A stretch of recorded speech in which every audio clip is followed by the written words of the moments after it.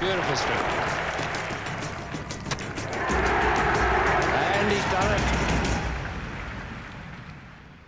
Welcome to the highlights of what looked as though it would be right from the start an absolutely fascinating day. England starting at 100 for 1. Larkin's the man out, and Geoffrey Boycott was on 47. Conditions excellent once again. A little bit of cloud cover, and it was quite humid. The umpires, just before the start of play, had to go out there with the light meters, but thankfully it all cleared away, and the players were on for a prompt start. So 100 for 1, and Boycott to face Dennis Lillee. Remember that this just could be the last time Dennis Lillee ever has the opportunity to bowl Australia to a victory in a test match in England. Here he is now, coming into Boycott, and your commentators, Tom Graveney and Tony Lewis.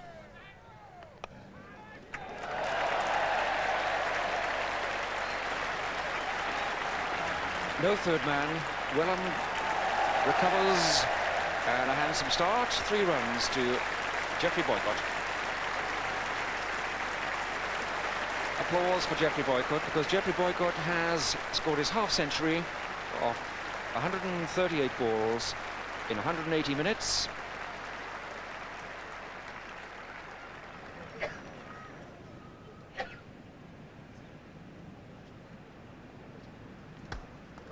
Nicely placed and well timed. Wellham, the sprinter.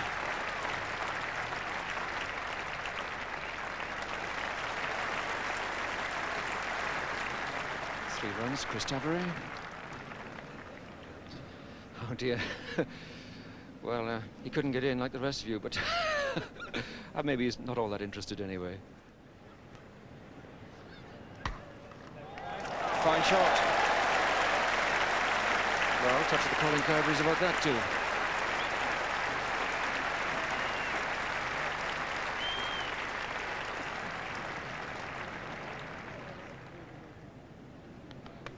Ooh, that strikes Boycott, I think, on the shoulder.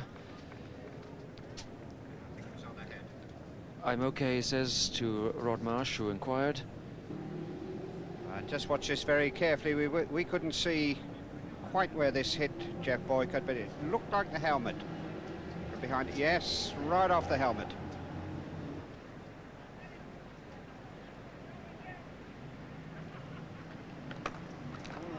And that's typical Boycott.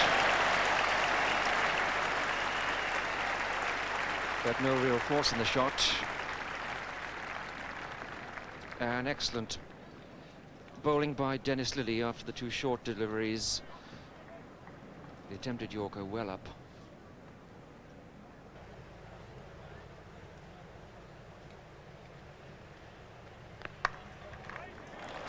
That's a very pleasant shot again, this time off the back foot. Fairly short from Lillee, but nicely timed by Tavery, and beginning now to show his true Kentish form.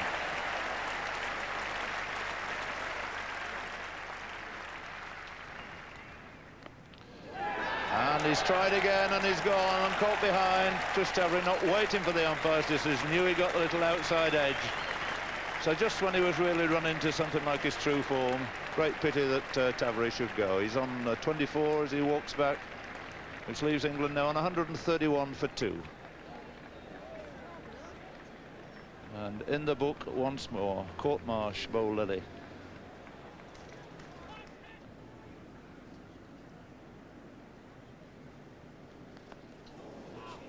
And he's almost chinned him that time, I think. Yes, he has.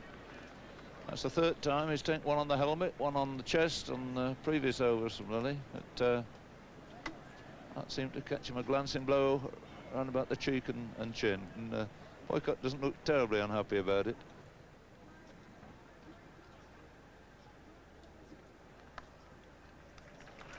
Dirk Wellham at backward point. 71 to Boycott, and that's 71 so far without a boundary. There have been innings played in first-class cricket, centuries made with no boundary scored. I don't know of any instance in a test match, actually, but certainly it's happened a couple of times or a number of times in first-class matches. No third man.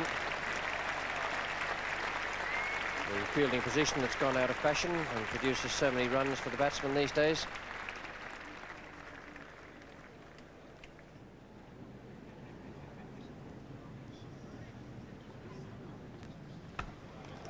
That's the first boundary for Boycott.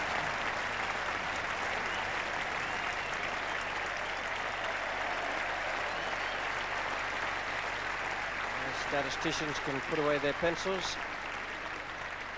Jeffrey Boycott's gone to 76.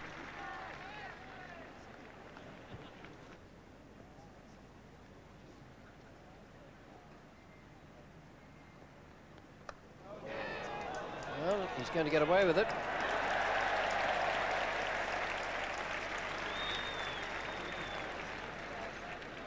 And the one he's decided to try and pull was well outside the off stump, which made it very difficult. He's changed his mind halfway through the shot, as Graham Wood did, but Mike Gatting's got away with it. Just flew a little bit too far.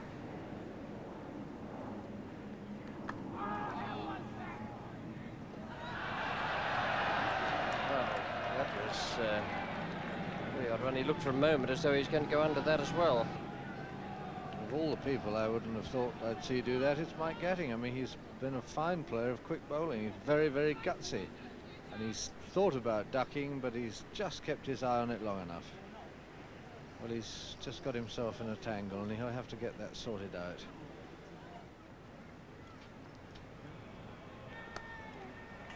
That's the time, and the placing was even better.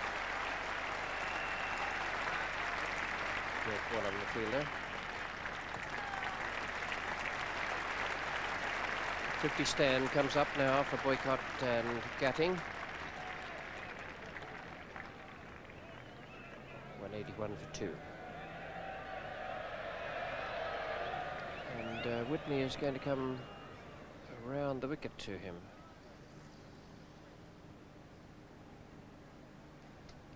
You don't see too many inexperienced young test bowlers doing that.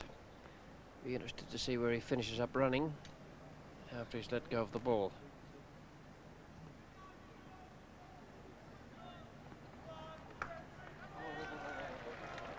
And I think we've got the answer to that straight away because he ran he ran right down the line of middle stump.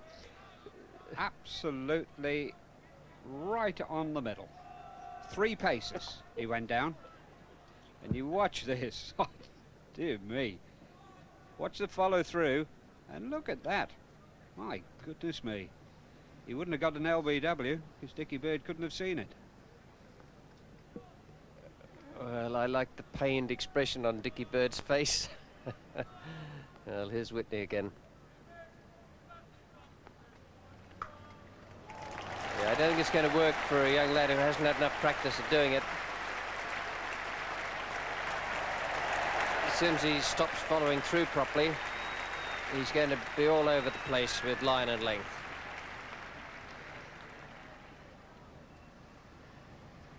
Good sweep. Beaten Whitney down on the boundary. That was a good shot from Jeff Boycott. And he goes to 95. Nice fine sweep. 196 for 2.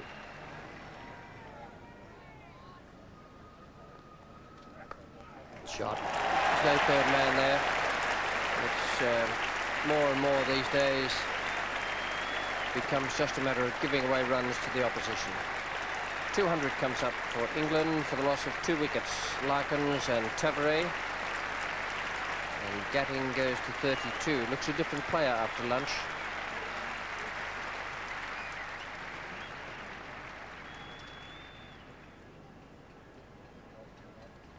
Another sweep, another 4. Oh, great save, but it still goes onto the rope. And Boycott gets his 100. A marvellous attempt by Whitney to stop it. And applause from all the Australians now for Geoffrey Boycott's 100. 33 to Gatting, it's 206 for 2. And Geoffrey Boycott has hit his century from 243 balls. Took him 328 minutes, and there were only 3 fours in it. His 21st Test century and his 7th against Australia.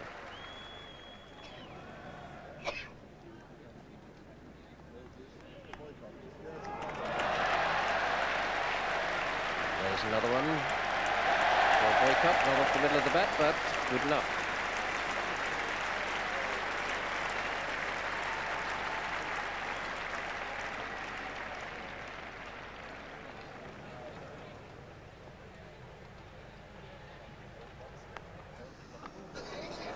It's in the air down to third man, of all places. Full toss outside leg stump.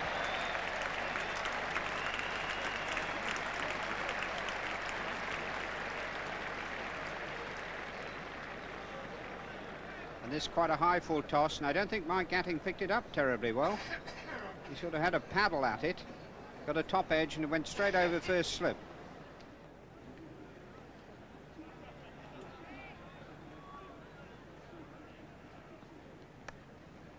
Gatting plays the same shot, but with more strength, more grip of the bat. And he takes 2.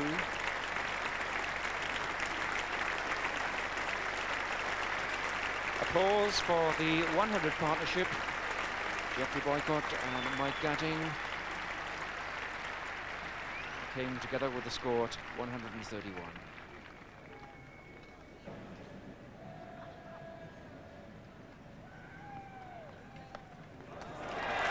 Well, off the middle of the bat and away. 4 runs to Mike Gatting. Mike Gatting's 15th. Applause for the half century, his 3rd half century of this Test match series.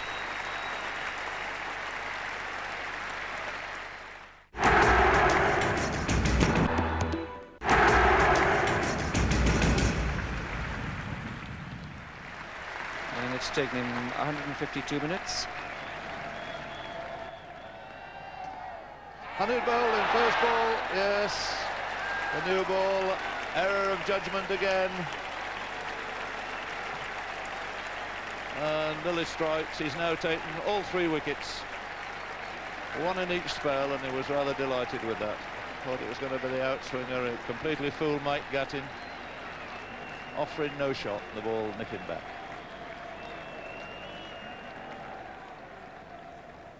So Brearley's first look at Alderman today.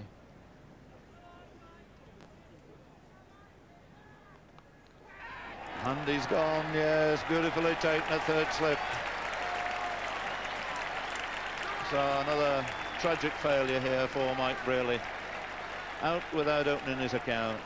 And England slumping away to 248. And now for the loss of 4 wickets.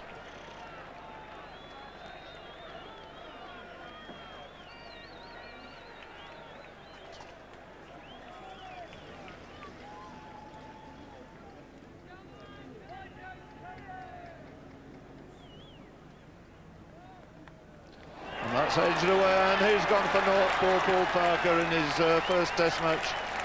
And another triumphant spell here by Alderman. Dismissing Brearley for naught, Paul Parker just a couple of balls, and he's gone. Also caught in the slip, similar sort of shot. Immense disappointment for this promising young Sussex cricketer. 248 for 5 now.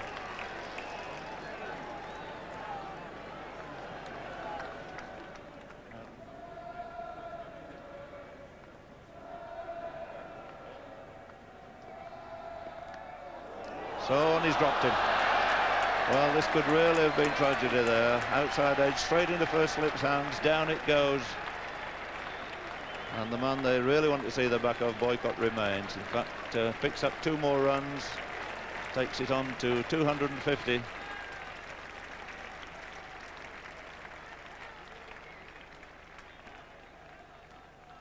And there is a relatively simple chance to slip. Alderman to Botham. Oh, Botham away, full flow of the bat. Wellham giving chase, will certainly pull it up inside the ropes. And Botham running well there. He's made it into 3 for Ian Botham.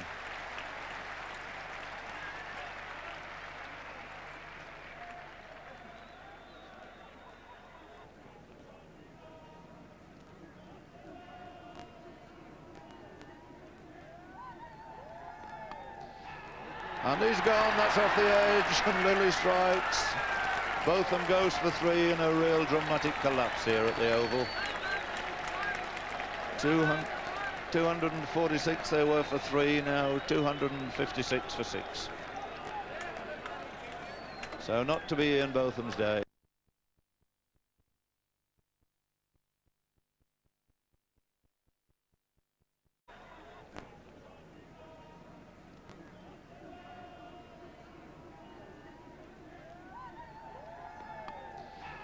And he's gone, that's off the edge, and Lillee strikes. Both of them goes for three in a real dramatic collapse here at the Oval. 246 they were for three, now 256 for six. So not to be Ian Botham's day. Very simple catch into the gully. Lillee takes yet another wicket. Yeah, good ball there. Short, bounced. Cordy and Botham getting a little square on. They've got two gullies in there for him. They know they might get one there early on, and Lillee just produced the right ball at the right moment. And Lillee once again looking for 5 wickets in a test match innings.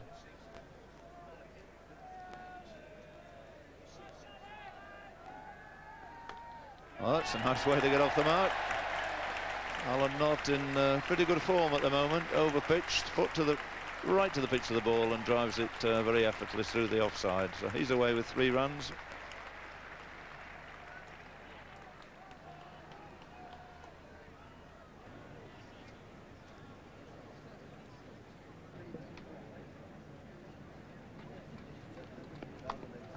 Oh, that's a beautiful shot.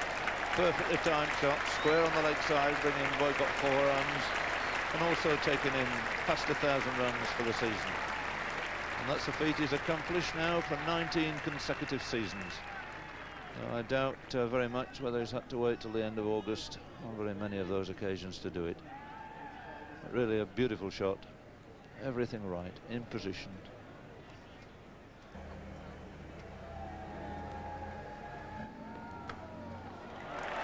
Oh, handsome.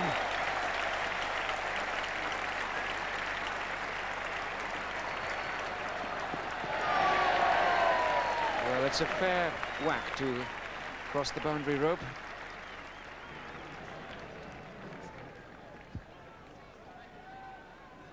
And this shows what a good wicket it is. It wasn't really a half volley, and Alan Knott striking it on the up and timing it beautifully, and it just made the long off boundary. Oh, another handsome shot, and down to that vacant third-man boundary.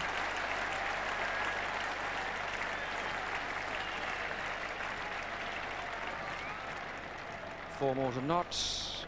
288 for 6, the England score.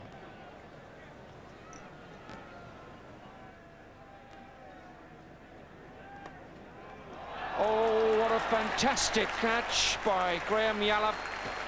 A magnificent catch, high to the right hand.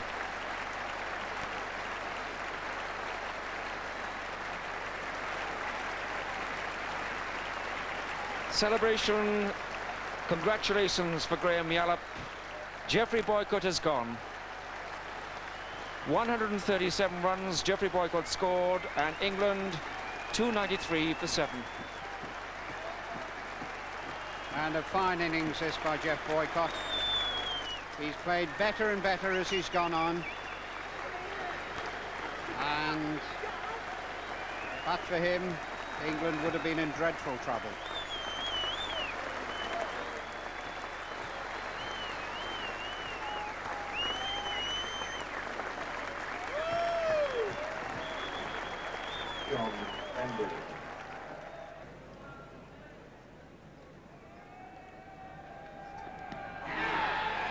That's out.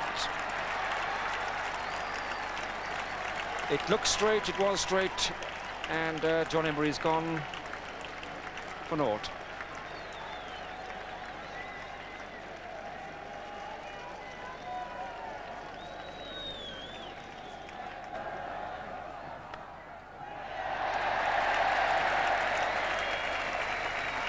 That's That's in the Willis direction. Alan Border. 300 up.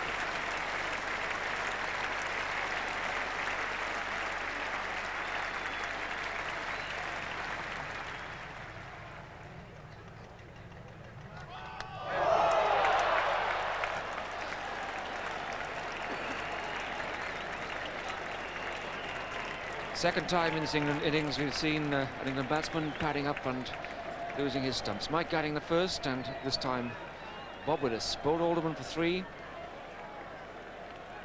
England 302 for 9. Another 7 men back on the boundary edge. And he could have placed that. He's placed it to perfection, in fact. Between backward square and deep cover. And that's not easy on this ground. And that's it. There's never any doubt about that. So Alan Knott swinging away, loses his leg stump in the end for an excellent 36 runs, made in fine style, and the crowd have enjoyed every minute of that. But the focus out there must inevitably fall once again on the Australian pace bowler, Dennis Lillee. And just look at those figures. On a really beautiful batting pitch here, it's had a bit of pace, and Lillee has made the most of it. Really banged back into top-class form, 7 for 89. And he's the happiest man in southeast London. Or he might even be the happiest man in the whole of London, or England, or even Australia, because that was a magnificent performance from a great fast bowler. At one stage, England 246 for 2. The man number 4 there, Gatting, at that point was 53. Lillee bowled him, and then everything just collapsed, with only the experience of Alan Knott at the bottom of the order able to take them up to 314. And Lillee's performance today reflected in those bowling figures: 7 for 89, the best of his test match career, and what a marvellous career it's been. 31.4 overs, 4 maidens, 7 for 89. Alderman 3 for 84, also bowled well. And don't forget Whitney and Bright, who were very good supporting bowlers there. Bright, with his experience, bowled 21 overs for only 41. So a fine effort. That a lead for the Australians of 38. And I reckon there must have been times out there when Gatting and BOYCOTT were going together, when they were looking at a possible deficit of around about 100 or 150 or something like that. Okay, well, Wood and Kent were the Australian opening batsmen in the second innings. They had around about an hour to bat. Going to be a tough hour for them. Here's the second over with 2 runs on the board. Botham is coming in to bowl to Wood, and in the commentary box it's Ted Dexter and Jim Roper. And that's a beautiful shot. Half volley, admittedly, but everything was right about it. Foot to the pitch of the ball, cracked through extra cover, and that's just going to beat Paul Parker.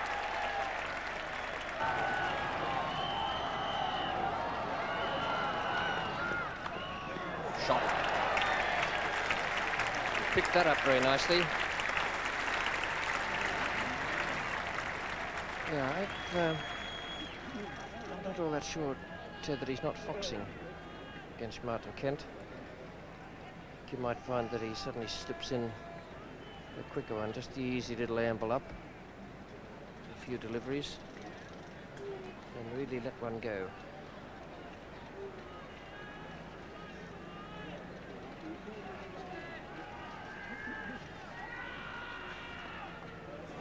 Brealey's got him. 26 for 1. Martin Kent goes. That was a good delivery. Good outswinger. Went late. Kent out for 7. Caught Brealey bowled both them. Australia 64 ahead and 1 wicket down now.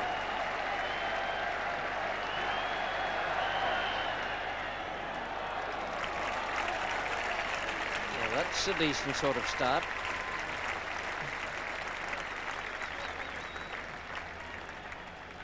Gave that a real thump.